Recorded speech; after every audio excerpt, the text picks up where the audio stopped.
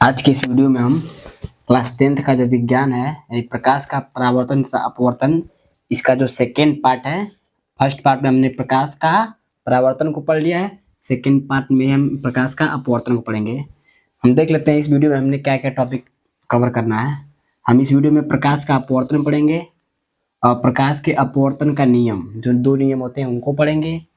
तो प्रकाश का अपवर्तनांक क्या होता है ये हम पढ़ेंगे, और किसी माध्यम में प्रकाश की चाल, चूंकि हमने पिछले वीडियो में पढ़ा था कि प्रकाश की चाल जो है निर्वात में 3 × 10⁸ मीटर पर सेकेंड होती है, और हमने ये भी पढ़ा था कि प्रकाश की चाल माध्यम में कम या फिर अधिक होती है, यानी निर्वात में सबसे अधिक होती है, और उससे जैसे जैसे माध्यम में जाएंगे हम प्रकाश की चाल बदलती जाएगी।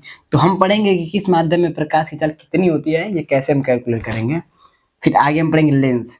हम जानते हैं लेंस जो होता है अवतल लेंस होता है और उत्तल लेंस होता है, इन दोनों को हम देखेंगे अवतल लेंस क्या होता है और उत्तल लेंस क्या होता है। फिर उसके बाद हम लेंस मेकर फार्मूला पढ़ेंगे। लेंस सूत्र जिसे कहते हैं 1/f = 1/v - 1/u, जहाँ हम इन सबको देखेंगे इन सबका क्या क्या रिलेशन होता है। फिर हम आवर्धन पढ़ेंगे, जो मैग्निफिकेशन होता है वो v/u या फिर h'/h, उसको हम पढ़ेंगे। और लास्ट में हम लेंस की क्षमता को पढ़ेंगे, पावर ऑफ लेंस, जो P = 1/f होता है। तो हमें ये टॉपिक खत्म कर देना है, फिर हम अगले वीडियो में इसका जो हम एक्सरसाइज को न्यूमेरिकल करवा के फिर नया चैप्टर को हम सॉल्व करेंगे। तो सबसे पहले हमें देखना है प्रकाश का अपवर्तन। तो आइए हम देखते हैं प्रकाश का अपवर्तन क्या होता है। जो प्रकाश का अपवर्तन हो उसको इंग्लिश में हम रिफ्रैक्शन ऑफ लाइट कहते हैं। कह रहा है कि जब प्रकाश किरण एक माध्यम से दूसरे माध्यम में जाती है तो अपने मार्ग से विचलित हो जाती है। विचलित होने का मतलब होता है अपने मार्ग से भटक जाती है, अपने मार्ग से बदल जाती है। तो यही हमारा क्या होता है प्रकाश का अपवर्तन। हमने परावर्तन पढ़ा था पिछले वीडियो में कि जब प्रकाश किरणें किसी चिकने या पालीदार सतह से टकराकर वापस लौट जाती है वो प्रकाश का परावर्तन कहलाता है। लेकिन ये है प्रकाश का अपवर्तन। क्या है कि जब प्रकाश किरणें किसी एक माध्यम से दूसरे माध्यम में जाती हैं तो अपने मार्ग से विचलित हो जाती है। यही घटना हमारी क्या कहलाती है प्रकाश का अपवर्तन। हम चित्र के माध्यम से देखेंगे, ये हमारा मुख्य अक्ष है और ये हमारा एक माध्यम है विरल माध्यम, और ये दूसरा माध्यम है क्या है हमारा सघन माध्यम। इधर प्रकाश की किरणें आ रही है तो यहाँ से अपने मार्ग से विचलित हो जा रही है। यही घटना हमारा क्या कहलाता है प्रकाश का अपवर्तन। तो हम समझ लेते थे के माध्यम से परावर्तन में वहां से टकरा कर वापस चली जाती थी, लेकिन अपवर्तन में टकरा कर वापस न जाती है बल्कि माध्यम में चली जाती है, विचलित हो जाती है। तो ये प्रकाश का हमारा अपवर्तन कहलाता है। तो हमने समझ लिया। तो हम समझते हैं दूसरा जो प्रकाश के अपवर्तन का नियम। तो हम देखते हैं कि जो प्रकाश के अपवर्तन के कितने नियम होते हैं। हमने परावर्तन का भी नियम पढ़ा था, 2 नियम होते हैं, वही सेम नियम प्रकाश के अपवर्तन का भी होता है। हम देखते हैं कि प्रकाश के अपवर्तन का जो पहला नियम है आपतित किरण, अपवर्तित किरण तथा अभिलंब तीनों एक ही तल पर होते हैं। क्योंकि इस माध्यम में हम फिर से फिगर में देख लेते हैं कौन सा टॉपिक क्या है। ये जो किरणें आती हैं जिसे उसे हम आपतित किरण कहते हैं, ये हमारे यहाँ से लेकर यहाँ तक की, और ये जो किरण अपवर्तित हो जा रही है यानी माध्यम में चली जाती है, इसको हम अपवर्तित किरण कहते हैं। ये हमारा मुख्य अक्ष है, ये हमारा अभिलंब होता है। तो ये हमारा जो अपवर्तन का पहला नियम है, आपतित किरण ये किरण, अपवर्तित किरण ये किरण तथा अभिलंब ये जो है अभिलंब, तीनों एक ही तल पर होते हैं। देखिए एक ही तल पर है। तो ये हमारा हो गया अपवर्तन का पहला नियम। अब हम देखते हैं अपवर्तन का दूसरा नियम। तो अपवर्तन का दूसरा नियम कह रहा है कि आपतन कोण की ज्या, यानी जो आपतन कोण ये है आपतित किरण या फिर आपतन कोण, इसको हम एंगल ऑफ रिफ्रैक्शन कहते हैं, यानी आपतन कोण कहते हैं। तो आपतन कोण की ज्या यानी कि कोण I और अपवर्तन कोण की ज्या कोण R, इनका जो अनुपात होता है, जो फ्रैक्शन होता है वो एक कांस्टेंट होता है, एक नियतांक होता है। तो जिसे हम स्नेल का नियम भी कहते हैं। तो ये हमारा हो गया अपवर्तन का दूसरा नियम। तो हमने प्रकाश का जो अपवर्तन होता है वो क्या होता है हमने देख लिया कि अपवर्तन क्या होता है, फिर अपवर्तन के नियम क्या होते हैं, और फिर जो है दूसरा नियम हम जिसे स्नेल का नियम भी कहते हैं उसको भी देख लिया। क्या देखा है हमने देखा है कि अपवर्तन कोण जो होता है, अपवर्तन कोण की ज्या ये कोण I, आपतन कोण की ज्या और ये अपवर्तन कोण की ज्या कोण R, ये दोनों का जो है हमारा जो है औसत जो होता है वो हमारा क्या होता है नियतांक होता है, कांस्टेंट होता है। अब हम आगे देखेंगे प्रकाश का जो है अपवर्तनांक। देखते हैं हम अपवर्तनांक क्या होता है, जैसे इंग्लिश में रिफ्रैक्टिव इंडेक्स कहते हैं। आपतन कोण की ज्या और अपवर्तन कोण की ज्या के अनुपात को हम अपवर्तनांक कहते हैं। हमने पीछे पढ़ा ना, स्नेल का दूसरा नियम होता है, वही हमारा अपवर्तनांक निकलाता है। आपतन कोण की ज्या क्या होता है, साइन आई, और अपवर्तन कोण की ज्या आर होता है तो साइन आर। इन दोनों का अनुपात ही हमारा क्या कहलाएगा, अपवर्तनांक। तो हम अपवर्तनांक को n से डिनोट करते हैं और n इज इक्वल टू क्या हो जाएगा, sine i upon sine r. अब हम देखते हैं अपवर्तनांक का प्रकाश की चाल से संबंध। ये हमारा जो है अपवर्तनांक का प्रकाश की चाल से संबंध क्या होता है। तो हम पाते हैं कि किसी माध्यम का अपवर्तनांक n इज इक्वल टू निर्वात अथवा वायु में प्रकाश की चाल, चूंकि प्रकाश की चाल को हम c से डिनोट करते हैं, हम याद रखेंगे। जहां भी हम c दिखेंगे उसका मतलब हो गया प्रकाश की चाल, बट्टे माध्यम में प्रकाश की चाल v, माध्यम में प्रकाश की चाल। तो किसी माध्यम का अपवर्तनांक हमें ज्ञात करना होगा, तो हम निर्वात अथवा वायु में प्रकाश की चाल बट्टे उस माध्यम में प्रकाश की चाल से भाग करेंगे, तो हमारा उस माध्यम का अपवर्तनांक निकल जाएगा। जैसे एक प्रश्न है जो एग्जाम में 2 नंबर के लिए या फिर 1 नंबर के लिए आ सकता है। क्वेश्चन ये है कि यदि वायु में प्रकाश की चाल 3×10⁸ मीटर पर सेकंड है और जल में प्रकाश की चाल 1.5×10⁸ मीटर पर सेकंड है, तो जल का अपवर्तनांक ज्ञात कीजिए। हमें फार्मूला पता है, अपवर्तनांक इज इक्वल टू, जिसे हम अपवर्तनांक को n से डिनोट करते हैं, बट्टा वायु में अथवा निर्वात में प्रकाश की चाल दिया है, वायु अथवा निर्वात प्रकाश, तो हम लिख लेंगे दिया है। और प्रकाश की चाल क्या है हमारा, 3×10⁸ मीटर पर सेकेंड।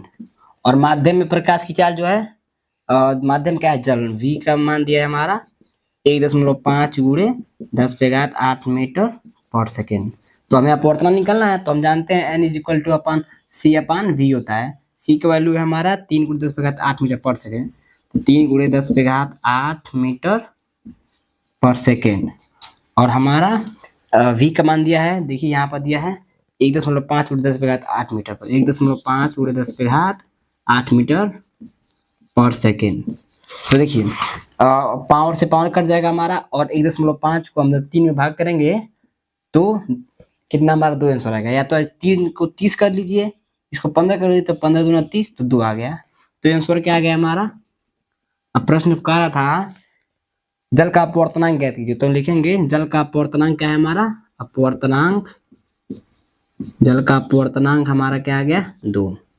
तो देखिए ये हमारा बोर्ड एग्जाम में हम जितना भी सूत्र डिराइव कर रहे हैं उस पर सवाल आएगा, आप लगाइएगा, बहुत आसान होता है न्यूमेरिकल लगाना, फिजिक्स का न्यूमेरिकल लगाना बहुत आसान होता है।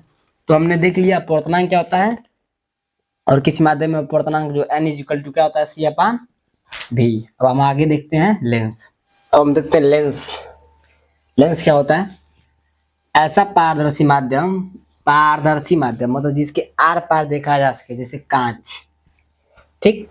ऐसा पारदर्शी माध्यम जो 2 गोलीय पृष्ठों से, गोलीय पृष्ठ मतलब ऐसा पृष्ठ जो गोलीय हो, गोले के आकार का हो, या एक गोलीय तथा एक समतल, या फिर एक गोलीय हो और एक समतल हो से घिरा हो, हमारा क्या कहलाता है, लेंस कहलाता है। यानी लेंस की कहलाने का प्रवृत्ति ये है कि या तो 2 गोलीय पृष्ठों से घिरा हो, या फिर एक गोली से घिरा हो और एक समतल से घिरा हो, वो हमारा क्या कहलाएगा, लेंस कहलाएगा। अब हम देखते हैं लेंस कितने प्रकार के होते हैं। हम जानते हैं लेंस 2 प्रकार के होते हैं, एक उत्तल लेंस और एक अवतल लेंस। तो हम देखते हैं उत्तल लेंस क्या होता है, इसे इंग्लिश में कॉन्वेक्स लेंस कहते हैं। ये बीच में मोटे तथा किनारों पर पतले होते हैं। उत्तल लेंस बीच में मोटे तथा किनारों पर पतले होते हैं। जैसे ये देखिए, ये किनारा है भाई, ये पतले है, बीच में मोटा है, ये किनारों पर पतले और बीच में मोटा है, ये किनारों पर पतले और बीच में मोटा है। तो उत्तल लेंस 3 प्रकार के होते हैं। एक उभयलोत्तल, यानी दोनों तरफ मोटा है तो उभयलोत्तल, उभय मतलब दोनों तरफ।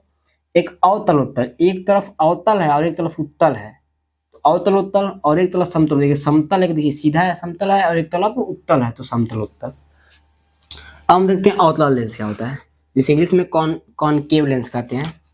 ये बीच में पतले तथा किनारों पर मोटे होते हैं। ये जो है इसका उल्टा होता है, ये जो होते हैं ये किनारों पर पतले होते हैं, और ये जो है बीच में मोटे, बीच में पतले होते हैं। जैसे देखिए ये ये बीच किनारे पर मोटे हैं और बीच में पतले हैं, तो ये उभयावतल है, यानी दोनों तरफ इधर भी बीच में पतला है और इधर भी बीच में पतला है, इसलिए उभयावतल है। और ये एक तरफ समतल है और एक तरफ अवतल है, तो ये समतल होता है, समतल होता है। तो हमने देख लिया लेंस क्या होता है, और लेंस के दो तरफ होते हैं, और उत्तल लेंस और अवतल लेंस। सो के लिए यू भी तथा एफ में संबंध को देखेंगे, जिसे लेंस सूत्र कहते हैं या फिर लेंस मेकर फार्मूला भी कहते हैं। तो आइए हम देखते हैं। माना लेंस के प्रकाशिक केंद्र से वस्तु की दूरी u, हम हमेशा वस्तु की दूरी को u से ही डिनोट करते हैं। माना किसी जो लेंस के प्रकाशिक केंद्र से और वस्तु जो रखी गई है उसके बीच की दूरी को हमने u मान लिया, तथा लेंस के प्रकाशिक केंद्र से प्रतिबिंब की दूरी और उस वस्तु की प्रतिबिंब जहां बन रही है उसकी दूरी लेंस के प्रकाशिक केंद्र से हमने मान लिया v, तथा लेंस की फोकस दूरी हम f जानते ही हैं। तो हम इसमें फार्मूला में क्या होता है, तब 1/f is equal to 1/v minus 1/u, ये हमारा होता है लेंस मेकर फार्मूला। और हमें याद होगा जब हम दर्पण सूत्र पढ़े थे तो उसमें था 1/f is equal to 1/v plus 1/u, लेकिन लेंस मेकर फार्मूला में लेंस वाला सूत्र में यहाँ पर माइनस हो गया है। तो ये बात हम ध्यान रखेंगे न्यूमेरिकल लगाते समय, ये हमें ध्यान देना है। अगले वीडियो में हम न्यूमेरिकल लगवाएंगे, उसमें हम आपको भी फिर से बताएंगे, आप यहाँ भी याद रखिएगा। तो हमने देख लिया लेंसों के लिए यू भी तथा एफ में संबंध। अब हम देखते हैं रेखीय आवर्धन क्या होता है, जिसे लीनियर मैग्निफिकेशन इंग्लिश में कहते हैं। जो रेखीय आवर्धन होता है स्मॉल एम से नोट करते हैं, वो प्रतिबिंब की लंबाई, प्रतिबिंब की लंबाई मतलब कोई वस्तु रखी गई है और उसका लेंस में जो प्रतिबिंब बना है उसकी जितनी हाइट दिखा रहा है, जितनी लंबाई दिखा रहा है, उसकी लंबाई से इंग्लिश में आई कहते हैं। आई मतलब इमेज बट्टे वस्तु की लंबाई, जो वास्तव में वस्तु है ऑब्जेक्ट, ऑब्जेक्ट को हम वो से डिनोट करते हैं। तो उसकी लंबाई और उसकी लंबाई में हम भाग कर देंगे तो हमारा रेखीय आवर्धन निकल जाएगा। या फिर हम लेंस से प्रतिबिंब की दूरी को भी बट्टे कर देंगे लेंस की वस्तु की दूरी से। मान लीजिए जहां में यदि प्रतिबिंब की लंबाई नहीं दी गई है और लेंस के प्रतिबिंब की दूरी दी गई है, तो तहां हम रख के फार्मूला में डिनोट कर देंगे। मान लीजिए हमें वस्तु की लंबाई दी गई है और इधर प्रतिबिंब की दूरी दी गई है, तो हम इसको रख के भी निकाल लेंगे। इसलिए दोनों फार्मूला को याद रखना जरूरी है। तो हमने देख लिया रेखीय आवर्धन क्या होता है, फिर हम इसका अगली वीडियो में आंकित करेंगे, उसमें क्लियर हो जाएगा। जिसे हम अर्थात m is equal to I/O या फिर V/U कर सकते। जैसे बोला ना आपको, हम यहाँ इसकी वैल्यू पता हो और इसकी वैल्यू पता हो तो हम इन दोनों को वैल्यू निकाल लेंगे। अगला लास्ट हेडिंग है हमारा लेंस की क्षमता, पावर ऑफ लेंस। जो लेंस की क्षमता को हम कैसे निकालेंगे उसका फार्मूला क्या होता है। तो लेंस की क्षमता का फार्मूला जैसे P डिनोट करते हैं वो होता है 1/f मीटर में, फोकस दूरी को होता है। और यदि हम इसको सेंटीमीटर में देना चाहें तो 100/f हो सेंटीमीटर में जाएगा। तो ये भी हमारा सवाल आएगा इससे भी रिलेटेड। तो ये फार्मूला हमको पता रहेगा तो सवाल लगाने में आसानी होगी। और हाँ, लेंस की क्षमता को जो मात्रक होता है वो डायोप्टर होता है, जिसे हम सिर्फ डी से भी डिनोट करते हैं। तो हमने लेंस मेकर फार्मूला देख लिया, रेखीय आवर्धन मैग्निफिकेशन फार्मूला देख लिया और लेंस की क्षमता का भी फार्मूला देख लिया। हमने इस पार्ट को पूरा थ्योरी कंप्लीट कर दिया, पूरा डेरिवेशन भी कर दिया। अब हम अगले वीडियो में, जो नेक्स्ट वीडियो आएगा आपका, उसमें इस पार्ट का जो पार्ट है आपका प्रकाश, परावर्तन तथा अपवर्तन, इससे जितने भी न्यूमेरिकल हैं, चाहे वो लेंस से रिलेटेड हो, चाहे वो दर्पण से हो, चाहे वो आवर्धन से हो, चाहे वो क्षमता से हो, हम हर एक न्यूमेरिकल को सॉल्व कराएंगे जो बोर्ड एग्जाम में पिछले कई वर्षों में आ चुके हैं और इस वर्ष आने की संभावना हो। तो वीडियो बन रही है, हम अगले वीडियो में फिर न्यूमेरिकल करा के फिर अगले वीडियो में हम अगले चैप्टर को क्लियर करेंगे। धन्यवाद।